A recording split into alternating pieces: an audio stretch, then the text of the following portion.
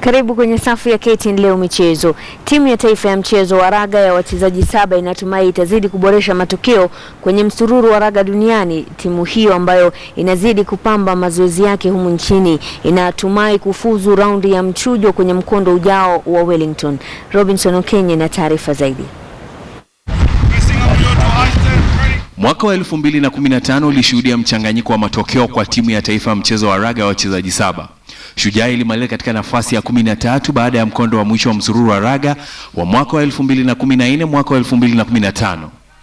Baada ya kocha Benjamin Ayimba kuchukua uongozi, Kenya ilijikatia tiketi ya kushiriki mashindano ya Olimpiki, lakini baada ya hapo Shujaa ikapata kichapo kwenye mkondo wa kwanza wa msururu mjini Dubai. Kenya ilirekodi matokeo mema kwenye mkondo wa pili baada ya kubanduliwa nje kwenye nusu fainali na kurekodi alama 15. Huku timu hiyo ikizidi kupamba mazoezi humu nchini kabla mkondo wa Wellington, kocha mkuu Benjamin Ayimba anatumai timu hiyo itaendelea na kasi hiyo. We are gunning for the Olympics, and this is part of the growth. So there's no any kind of pressure on us to try and do much better than what we did. Of course, the hard work that we're putting in is going to the result is going to be good performances. So. Huku baadhi ya wachezaji walio na uzoefu wakirejea kambini baada ya kukosa mikondo ya kwanza, Ayimba anatumai kuwatumia wachezaji wote ili kupata matokeo mema. Changes will be there. I won't preempt who exactly, but changes will be there, and we're having full house of training every single day, so every single training day. So we expect to see the changes. Most of them will be more tactical than on-form players.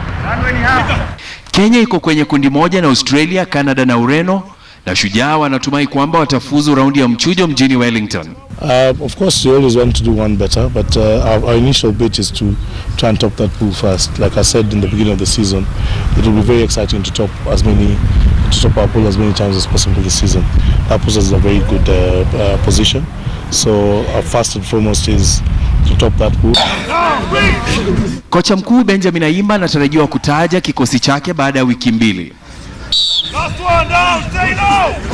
Shujaa walimaliza mwaka wa 2015 kwa kurekodi matokeo mema, lakini mwaka huu wa 2016 macho yote yatakuwa kimwangazia kocha Benjamin Ayimba na kikosi chake, huku swali kuu likiwa je, kikosi hiki kitazidi kunawiri mwaka huu?